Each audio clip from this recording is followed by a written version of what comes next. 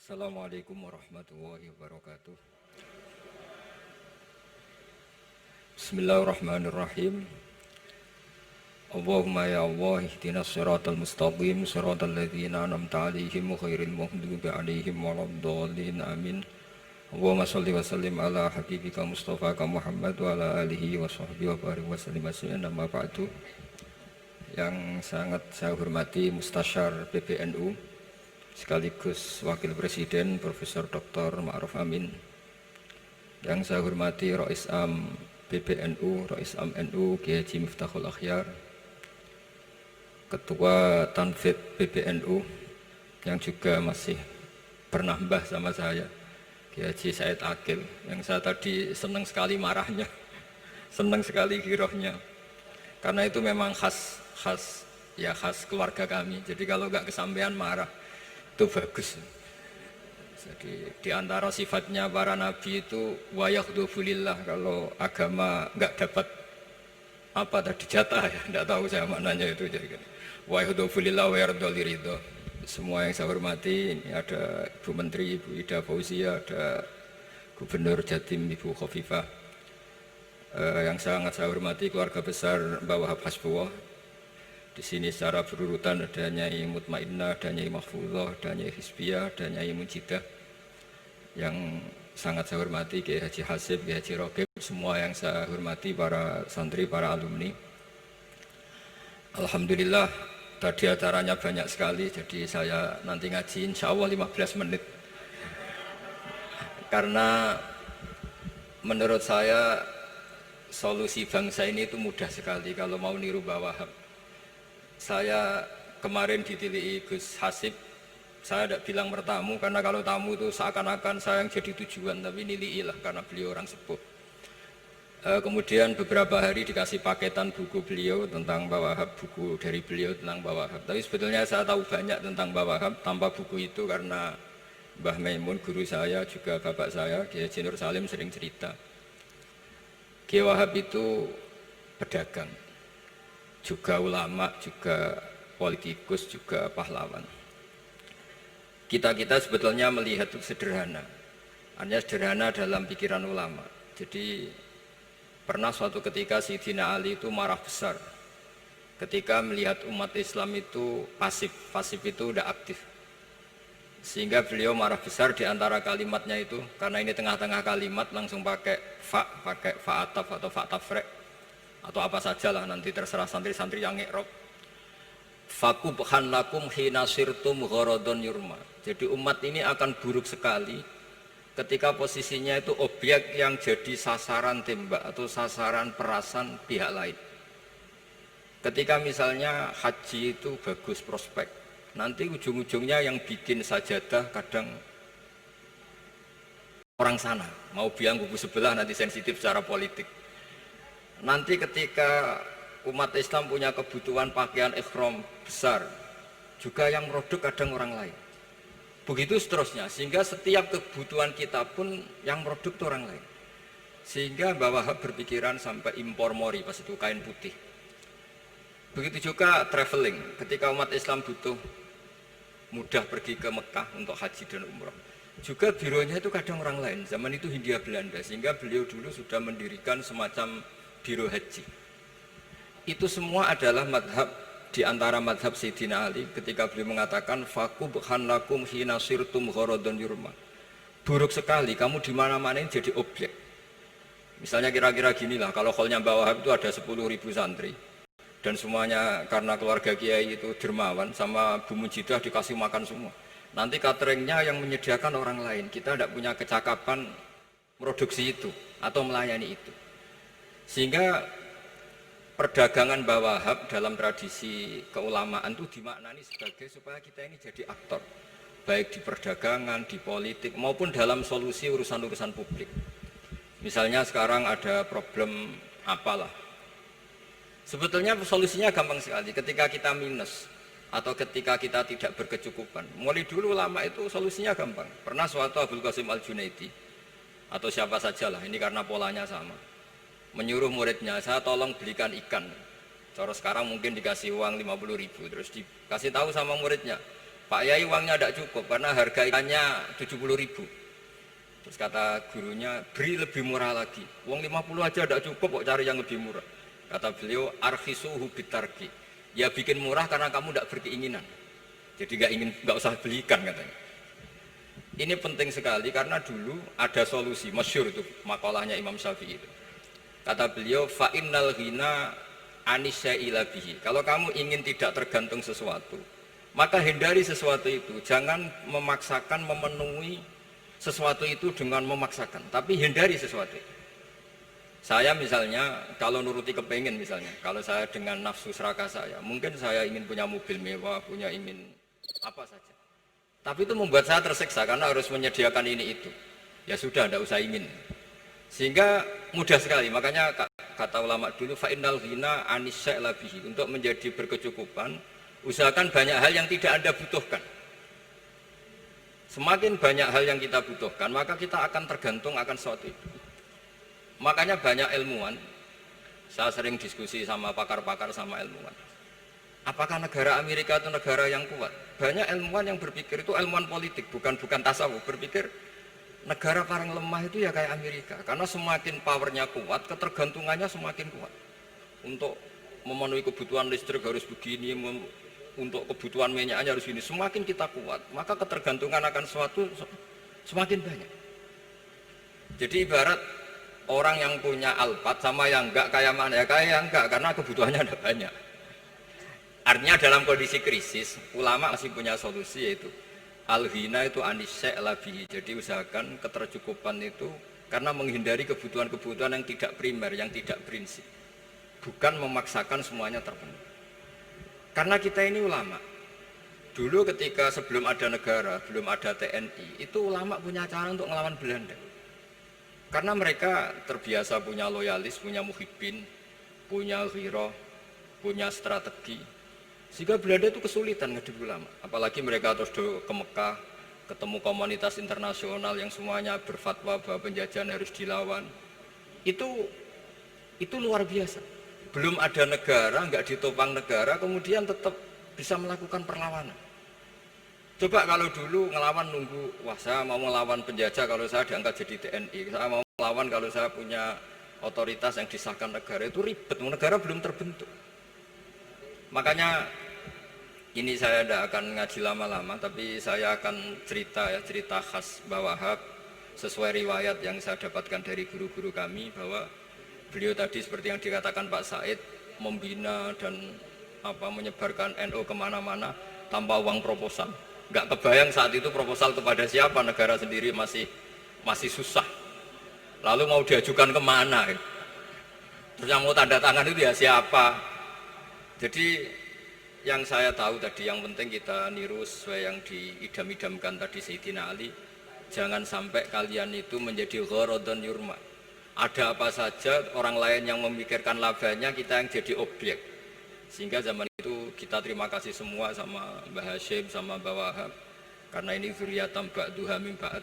Kita tahu Mbah Wahab putra Mbah Hasbullah, punya ibu Nyai Fatimah, terus sampai Mbah Abdussalam ya. Kemudian Mbah Hashim punya ibu Halimah, punya abah lagi siapa setelah Halimah itu Lainah ya. Nah, terus Mbah Abdussalam, jadi ini zuriyatam ba'duha min ba'd. Kalau dalam tulisan itu sampai Mbah Abdul Jabbar bin Ahmad bin Mbah Sambu. Memang Mbah Sambu punya beberapa saudara, diantaranya ada yang namanya Mbah Yusuf itu yang melahirkan keluarganya Mbah Ahmad Siddiq Jember, Mbah Siddiq Jember. Ada yang Abdul Halim yang melahirkan keluarga Lasem, termasuk saya itu lewat jalur Mbah Abdul Halim. Jadi zuriyatam ba'duha min ba'd. Dulu semua orang zaman Rasulullah SAW itu dilatih jadi aktor, jadi subjek.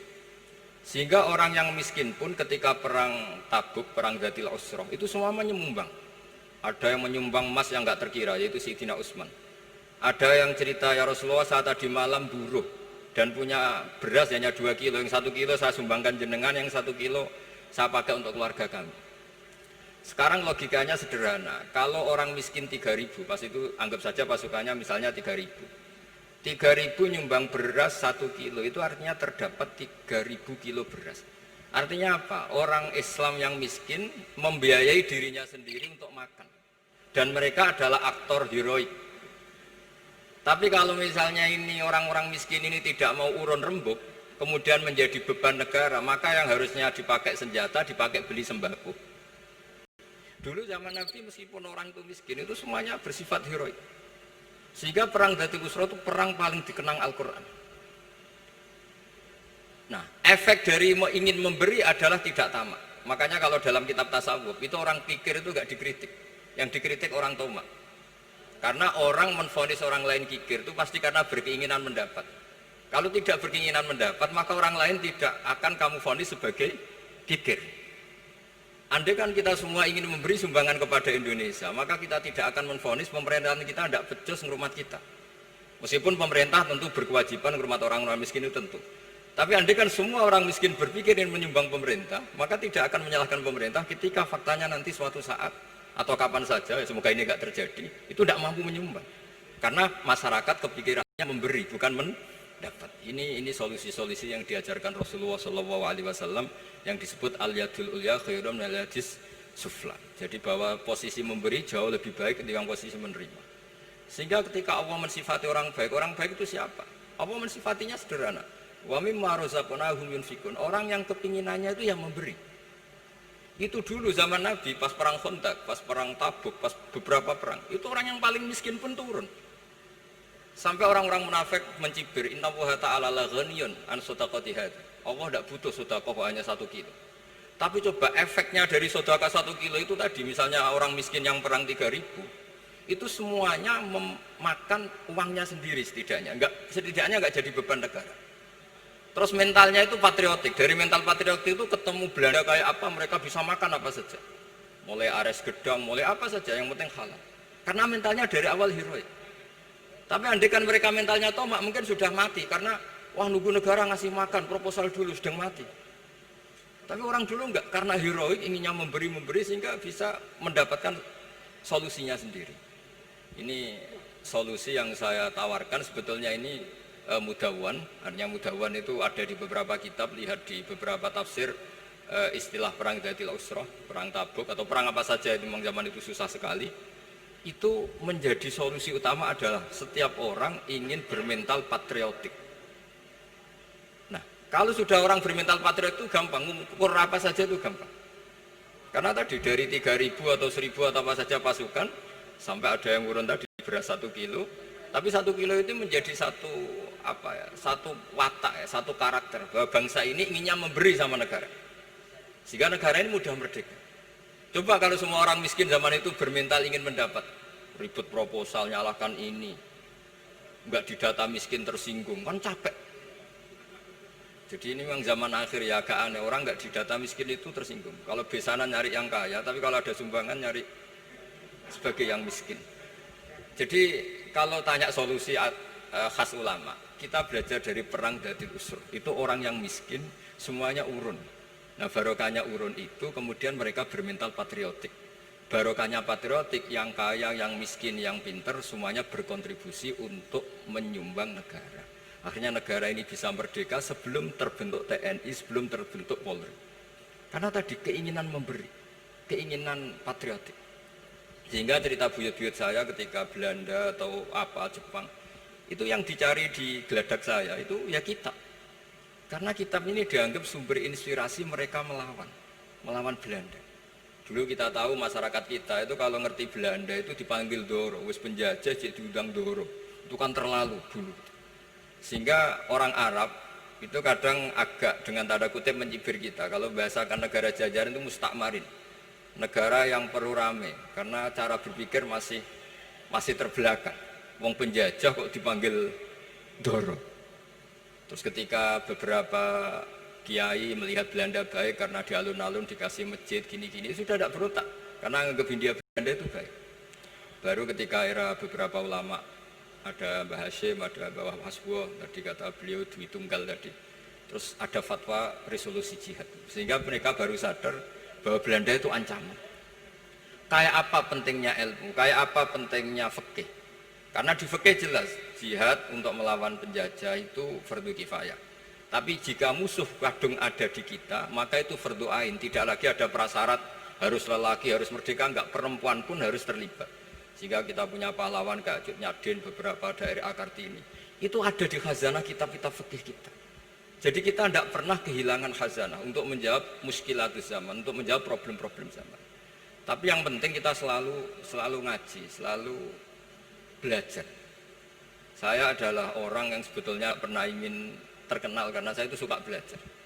Cuma saya bikin pengecualian, mau diundang kalau pernah sepuh. Ternyata yang pernah sepuh itu banyak. Ini agak musibah bagi saya karena harusnya kiai itu ya dihormati, tapi gara-gara kalah sepuh digawe kongkonan. Saya ini kemana-mana digawe kongkonan. Jadi gayanya nasihati, tapi aslinya diperintah. Jadi tidak ada kerennya sama sekali. Saya di mana-mana posisinya al-ma'mur, diperintah. Tapi saya senang karena ilmu itu butuh konsensus.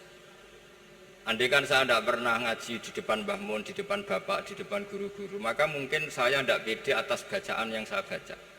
Karena saya tidak tahu ini benar apa enggak.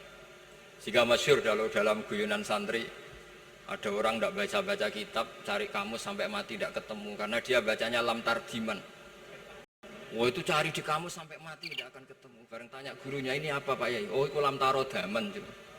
Lam tarodaman itu karena marjiknya mar'ah, orang ningali sapa mar'ah daman ing getih. Dia bacanya jadi satu lam tardiman. Dicari di kamus ya, sampai mati tidak akan ketemu. Makanya di guyonan-guyonan pesantren itu banyak katanya ada cerita orang mati karena satu titik. Jadi gurunya baca habbatun sauda dawaun mingkuli da. Jadi dia kitabnya kelebihan apa? Titik. Jadi kelebihan titik dia bacanya itu hayatun sauda dawaun mingkuli da. Nyari ular hitam, kobra. Dipatuk mati, padahal sesuai resep kitabnya, karena kitabnya dia kelebihan titik hayatun sauda, artinya maknanya ular hitam, sementara tagnya mestinya habbatun sauda. Jadi kenaifan-kenaifan begini itu harus kita dandani, karena yang bisa, kata Pak Said tadi, yang bisa itu kita cari kebenaran dari mana. Kita itu ya pokoknya ulama lah, tidak harus NU, tidak harus Muhammadiyah, pokoknya ulama yang wasatiyah. Itu nanti terus gimana yang wasatiyah itu kayak apa, tapi jelas ulama. Karena dulu zaman, kalau kita fair secara sejarah, dulu ya Mbah Wahab ya dekat Mas Mansur, dulu Mbah Hashim ngaji sama Mbah Ahmad Dahlan, sama-sama di Mbah Soleh Darat, ketika di Mekah ya sama-sama ngaji di Syekh Khotim Minangkabau. Jadi kalau era beliau itu ya memang dulu perbedaan itu nggak ada masalah, karena perbedaan itu bawaan visi.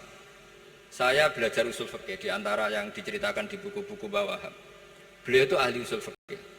Sementara Ki Bisri itu suka fikih mateng. Sehingga memang ada perbedaan antara fikih mateng dan usul fikih. Saya beri satu contoh. Ini guyonan tapi nanti di usul fikih nanti kelihatan. Di usul fikih itu ada ilmu namanya tangkihul manat. Ketika Nabi sama-sama menyebut sesuatu, sebetulnya ada benang merah di situ, tidak sama persis. Misalnya begini. Ja'a a'rabiyun ila Rasulillah sallallahu alaihi wasallam. Faqala ya Rasulullah ahlaktu. Wa ma ahlaka qal waqatu imraati fi nahari Ramadan. Ya Rasulullah, saya ini orang yang rusak karena saya berhubungan intim dengan istri saya di ketika Ramadan. Terus Nabi ngendikan, ya sudah kamu harus merdekakan budak, saya tidak punya ya Rasulullah.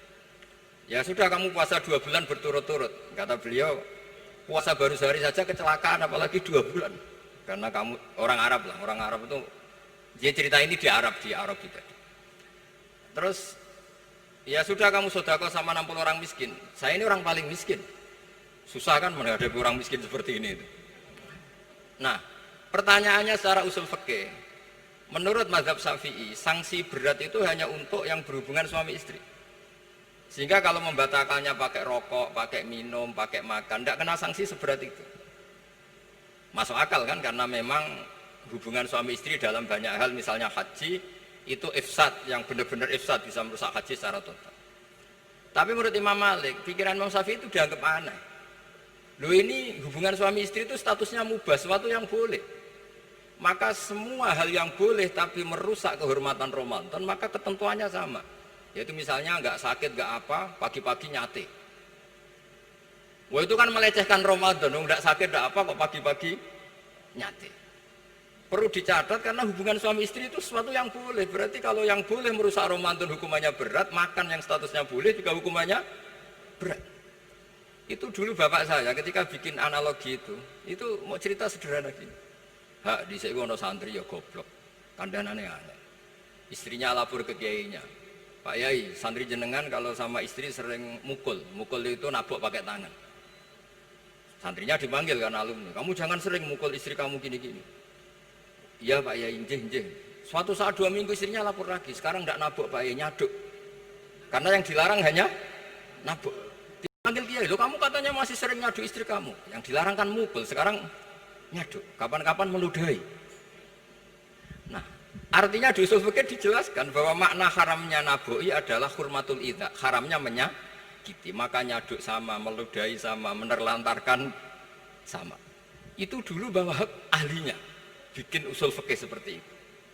Sehingga misalnya amar ma'ruf nahi mungkar, ketika beliau ditanya apakah perlu ikut kabinet gotong royong, tapi di situ banyak kelompok yang mungkin tidak cocok.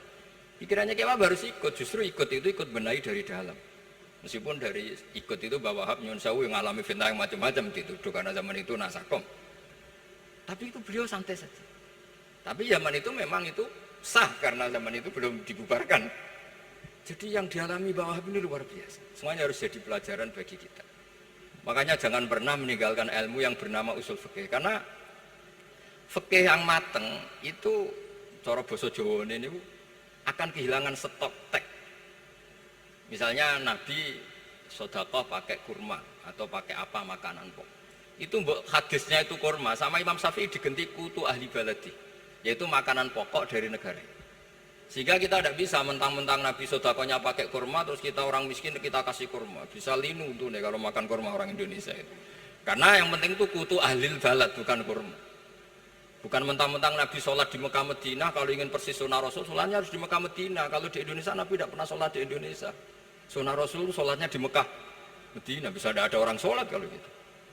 Jadi ada ilmu yang namanya tangkul manat, yang harus ditiru itu sisi mana?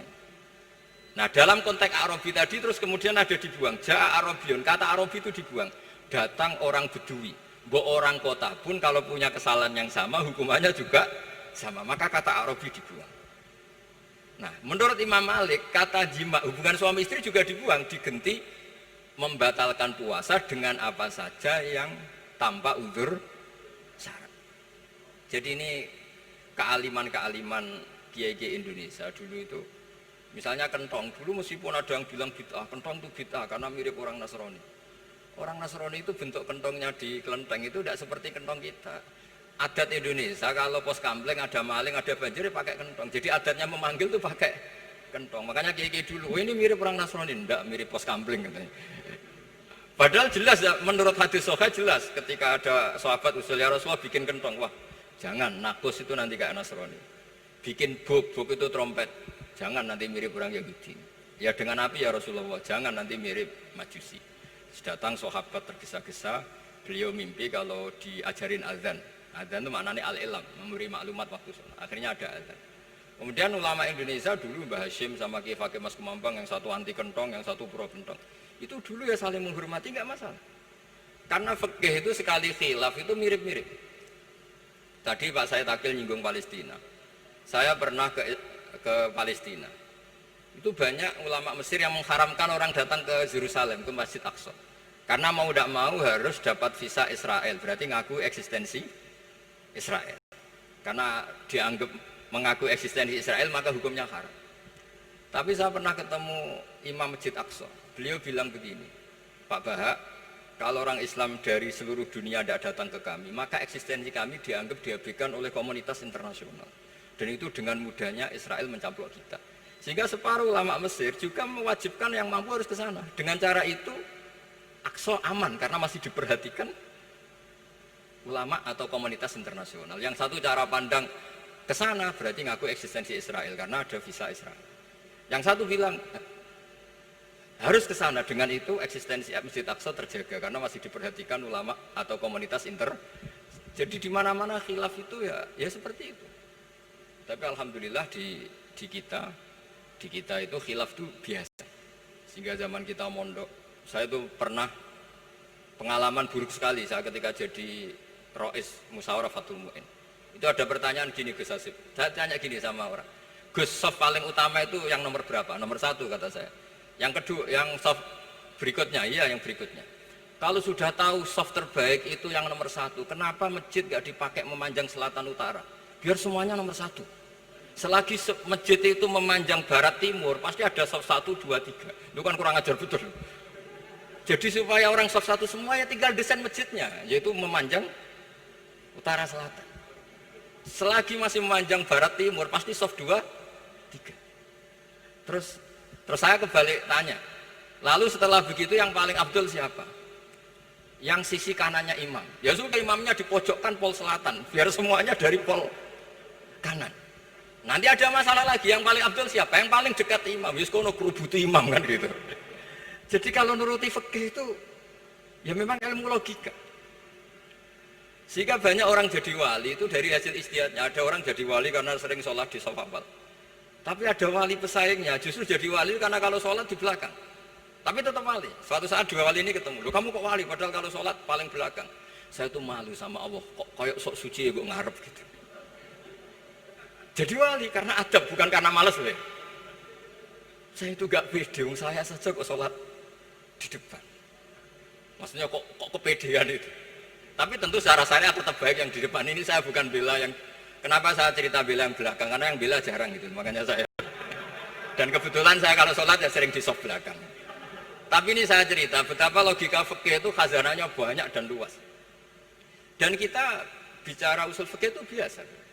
Kita belajar sama beberapa ulama. Saya berkali-kali cerita di mana-mana. Muhammad bin Hasan Asyibani itu mewajibkan ulama kaya, dan beliau kalau ngitung duit itu di kamar tamu, di ruang tamu.